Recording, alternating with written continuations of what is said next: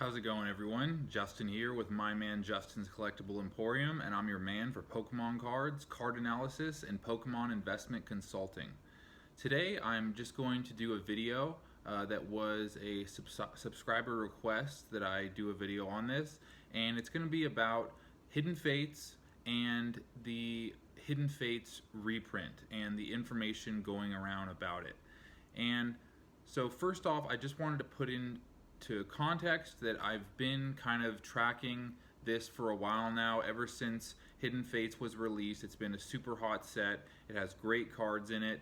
I was a little disappointed that the shiny full arts are not unique pieces of art themselves. They are just reprints of past full art cards in other Sun and Moon sets, and they are just given the shiny variation.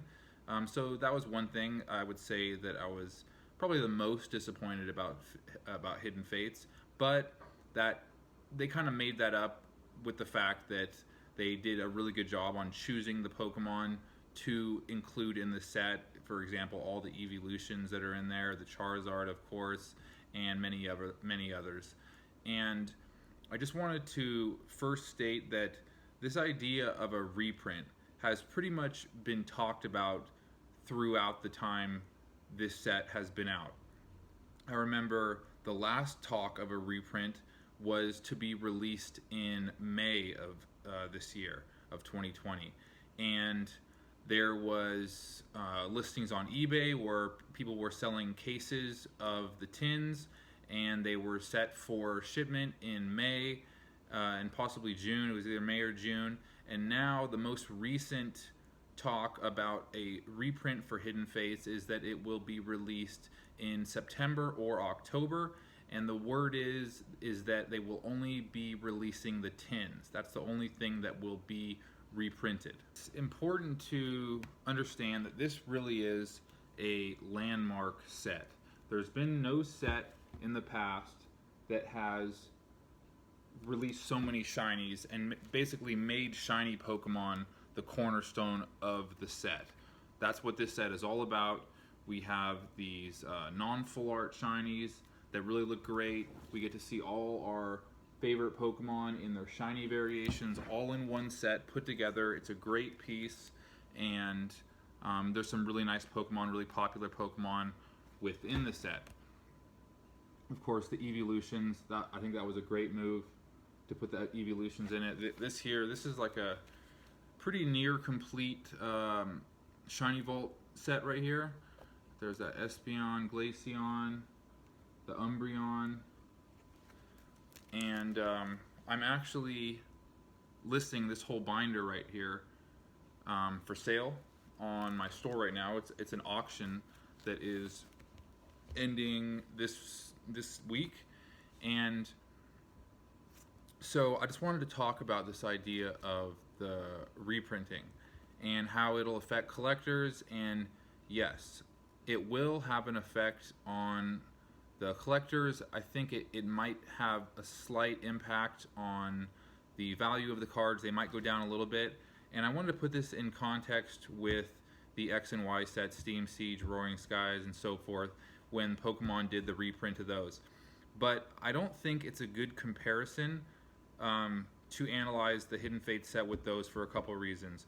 First, Hidden Fates in itself is a very unique set. I don't think you can compare it to them.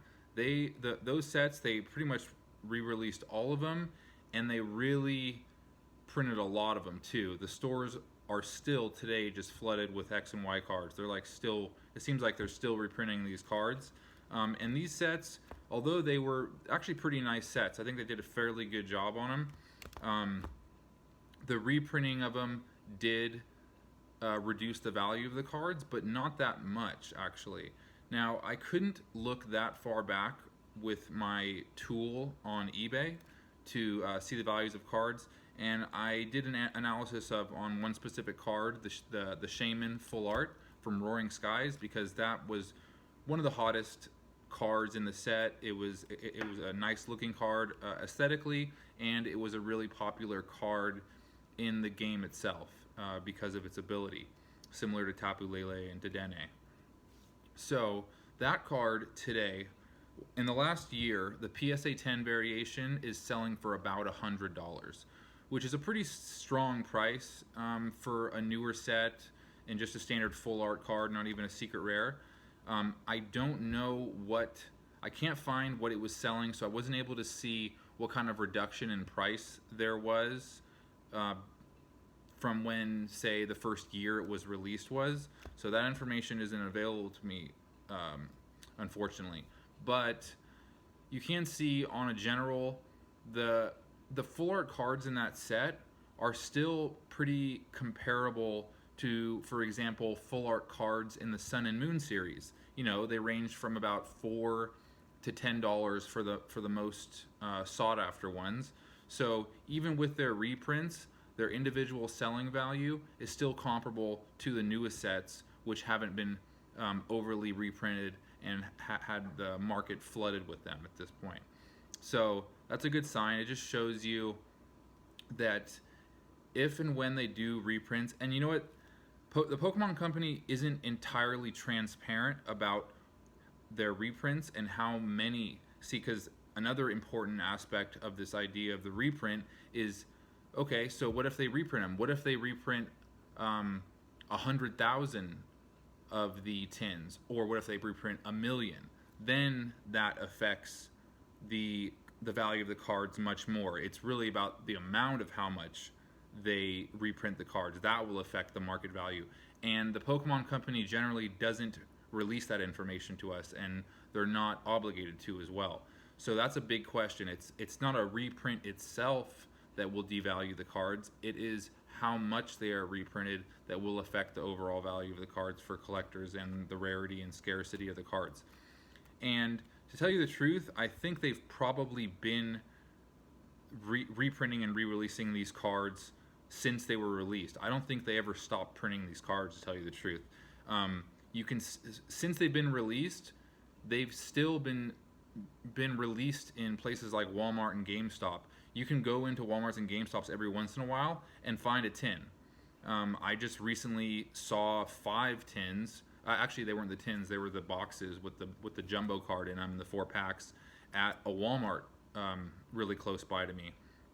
There hasn't been any restock since then, but it just tells you that there is inventory of these cards in stock.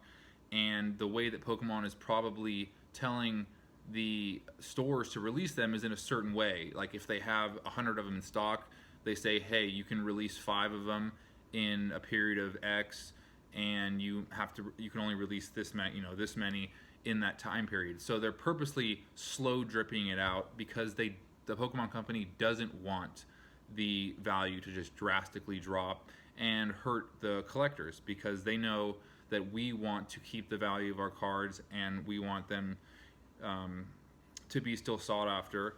And the Pokemon Company, I think, is being pretty cool about that. So that's something good about this. Overall, I think this set, and I've said it in a past video I did on Hidden Fates, I think this set is a very special set, and I think it's going to have staying power.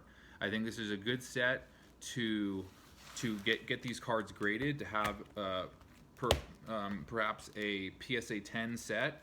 And with these cards, what I think Pokemon has been doing is, since most people, or a lot of people at least, are getting into collecting and especially getting cards professionally graded, they are purposely miscutting cards and having cards not centered well.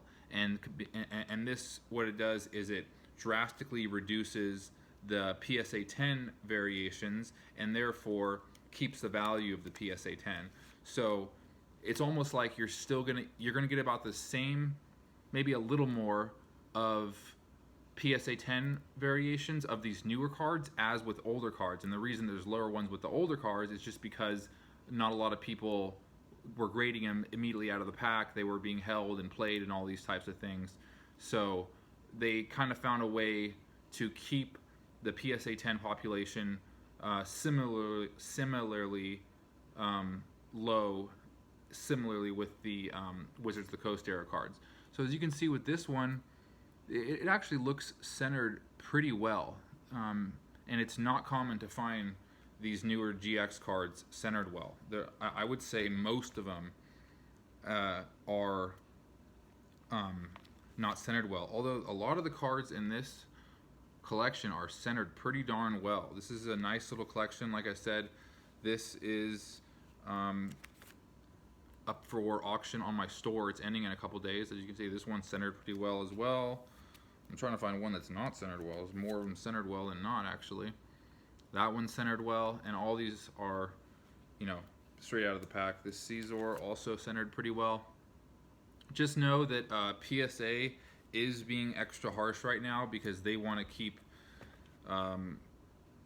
keep their cards from devaluing the PSA 10 and their kind of image as well as being scrutinous. So that's another thing. You're not just guaranteed PSA 10s with a card fresh out of the pack, that's for sure. You can see this Reshiram is a little, so this one you can see is off-centered. I think that this right here is going to automatically disqualify it for PSA 10 because of the obvious centering issue. This set is so special and unique in the sense that it's actually been following the trend of increase in value, similar to Wizards of the Coast era cards. And in the Wizards of the Coast era cards in the past year, we've seen about a 33% increase on price. That's about what we're seeing, a little less. It's around 20%, except for a few of the cards like Charizard. That's been up there with about 33% as well. So this is an extremely sought after set. It's the kind of set that you do want to have in your collection. It's very unique in that there's not many even cards, let alone sets, in the newer sets, Sun and Moon era, that are worth buying for long-term investments and getting graded. And this set really has it all. It's going to be good for a long term, especially if you can get the PSA 10s and hold on to them and just have that set like that. It will be a great set to have. I don't foresee Pokemon doing something like this again. This is a landmark set among sets, and I don't know what they'll do in a long while to make another set that really just wows us all in the way that Hidden Fates did, but it's out there now. Get it. It's a good investment. It's a great set. And as far as the reprints, like I said, I think we're probably getting slow dripped reprints throughout these months. I think we're going to get another little shipment of them in September and October, and again we'll see it released the same way as we did with the last one that was in May. It'll be released, 5 or 10 per month of the tins, and they're still going to be sought after because the demand for this set is continuously high, and the market isn't satisfied just with the way that Pokemon releases them, so that keeps the value up, it keeps the demand up, and I think they will specifically do it that way. I think they want to keep it that way to keep it sought after, because then they can do it more long term too. Then we might see another reprint of it in say June of 2021, and they'll just kind of continue to keep doing that until finally it starts, the market demand finally meets what they are releasing it at, and then they'll probably start holding off. But the amount that they will be reprinting them will not be enough to drastically reduce the price, I think, is the major point I want to impress upon you.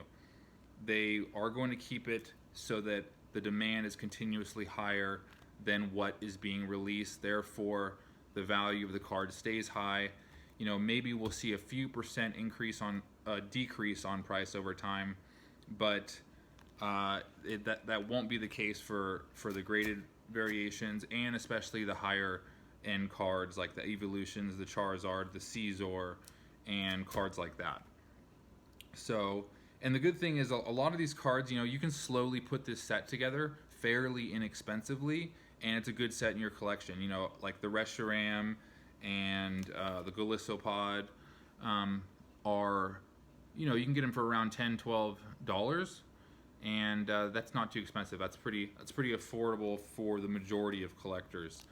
So you can put together a majority of the set You know, if you just bought one card a week and just budgeted $15 a week, you could put together a really nice set that's going to hold value in the long run. So I don't think we need to worry about drastic price reductions because of reprints, because I think they've been doing it. I think they've been slow drip feeding us reprints for a while now. They're just not broadcasting it, and I wouldn't expect them to. So that's just my analysis as on the Hidden Fate sets. I think they're still good to go. They're still high demand, and they're going to continue to be, because I don't see a way with further sets to compete with such a set like this, which is full of shiny Pokemon. And shiny Pokemon are more popular than ever right now. The Pokemon Go game really brought to light the shiny Pokemon, and everyone's going to the community days every week to collect shiny Pokemon. So it just, shiny Pokemon got put on the map. In the past sets, they just slowly released, you know, we had the platinum sets. They released 2 or 3 cards in the sets per set. They did the same thing with black and white, and this set, it just, boom, we just got them all at once, and it's a great set. So if you are interested in bidding, this collection is pretty popular right now. It's at about $300. So, you know, like I said, this set is still extremely high in demand. I don't see it letting up. There's going to be people that collect several of all the cards in this set and just stockpile the cards of the set. So if you are interested, check it out on my store on eBay. User MyManJustin. The store is called MyManjustins Collectible Emporium. If you want to check it out, feel free, and good luck if you do decide to bid on it. And I hope you found this video insightful, and I will see you on the next broadcast. Thank you.